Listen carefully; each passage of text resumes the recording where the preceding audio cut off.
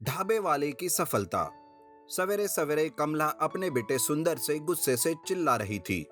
वो कह रही थी, अरे सुंदर, तुम्हारे पिताजी को कारखाने से रिटायरमेंट मिली है। अब तो कोई काम धंधा कर। अब इस बुढ़ापे में तुम्हारे पिताजी कौन सा काम करेंगे? सुंदर माँ की बातों को नजरअंदाज करके वहां से चला जाता है। दरअसल सुंदर के पिता रामचरण के हाथों से काम निकल गया था और सुंदर बिना काम के ही ऐसे ही गांव में घूम रहा था। काम ना होने की वजह से घर में पैसों की कमी महसूस होने लगती है। तब रामचरण कमला से कहता है, सुनो कमला, ये सुंदर तो कोई काम नहीं कर रहा है, पर हम भी तो ऐसे खाली नहीं बैठ सकते ना। मैं आज ही फिर से कारखाने में जाकर मालिक से किसी काम के बारे में पूछ के आता हूँ। ये सोचकर रामचरण अपने कारखाने जाता है। तब वो देखता है कि मालिक कामगारों पर गुस्सा करते हुए कुछ कह रहे थे। तुम सब यूं रोज रोज काम करने में देरी क्यों करते हो? काम में देरी यानी नुकसान। अगर ऐसा ही रहा तो मुझे कारखाना बंद करना पड़ेगा और ये मैं हरगिज नहीं होने दे सकता। समझे? ठीक से रोजाना वक्त पर काम शुरू किया करो। तब रामचरण वहां काम कर रहे एक मजदूर से इसका कारण पूछता है। तब वो बताता है, अरे क्या करे, ये कारखाना एक तो गांव से बहुत दूर है। जल्दी आने के चक्कर में घर से खाने का डिब्बा भी नहीं ला पाते। फिर खाने के लिए इंतजार करना पड़ता है। डब्बे वाला भी देर से आता है। तुम ही बताओ अब क्या करें। दरअसल वो कारखाना गांव से बहुत दूर था और मजदूरों के काम में देरी का मुख्य कारण खाना था।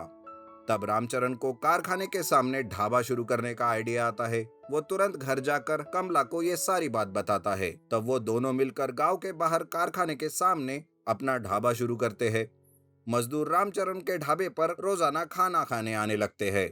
उसी के साथ रास्ते से आने जाने वाले भी काफी सारे लोग रामचरण के ढाबे पर खाना खाने के लिए रुकने लगते हैं। ढाबे का खाना भी बहुत स्वादिष्ट होता है, बिल्कुल घर के जैसा। धीरे धीरे रामचरण के ढाबे पे भीड़ होने लगती है। तभी एक मजदूर रामचरण से कहता है, रामचरण जी, आपकी वजह से हमें घर का खाना मिल रहा है। आपने यहाँ ढाबा खोलकर हमारी बहुत बड़ी मुश्किल दूर कर दी। इस तरह रामचरण का ढाबा दिन ब दिन तरक्की कर रहा था। तब ये सब कारखाने का मालिक भी देखते रहता है। ऐसे में एक दिन कारखाने के मालिक के हाथों सुंदर का एक्सीडेंट हो जाता है। वैसे इसमें सुंदर का ही दोष रहता है। कारखाने का मालिक सुंदर को अस्पताल ले जाता है। तब उसे पता नहीं रहता कि वो रामचरण का ही बेटा है। मालिक सुंदर को घर ले आता है। तभी वहां रामचरण और कमला आते हैं।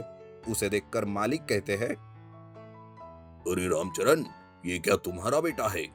तुम इतनी मेहनत करके ढाबा चला रहे हो और ये है कि नशे की हालत में आवारागर्दी करते हुए गांव में घूम रहा है।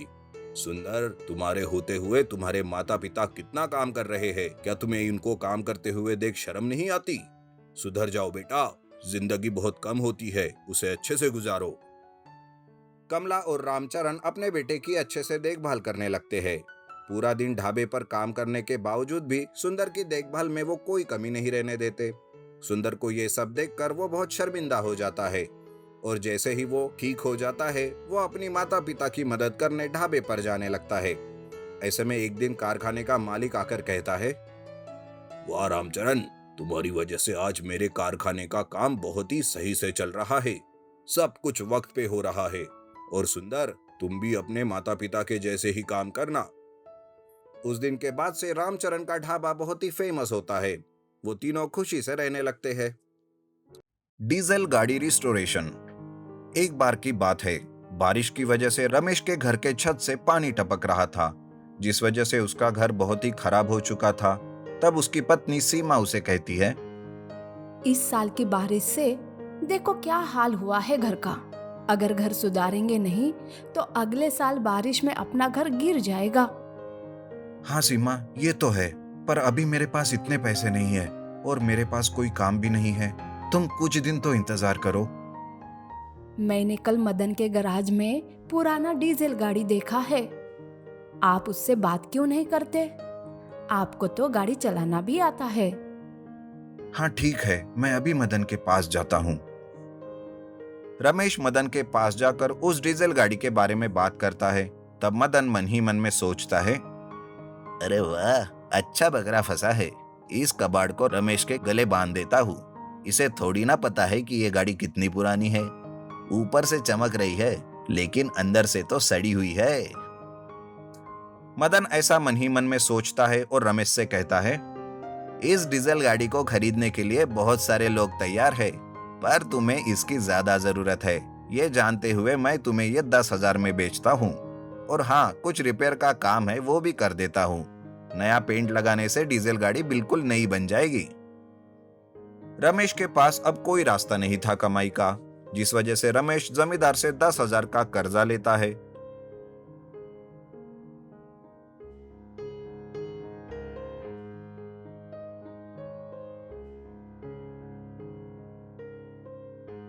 और मदन डीजल गाड़ी को सिर्फ नया पेंट लगाता है, लेकिन गाड़ी का अंदर से कोई भी रिपेयर नहीं करता।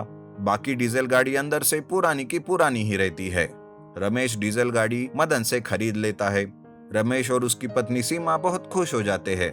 रमेश कहता है, सीमा, इस डीजल गाड़ी को चलाकर पैसे कमाऊंगा और पैसे जमा करके अपने घर को सुधारूंगा।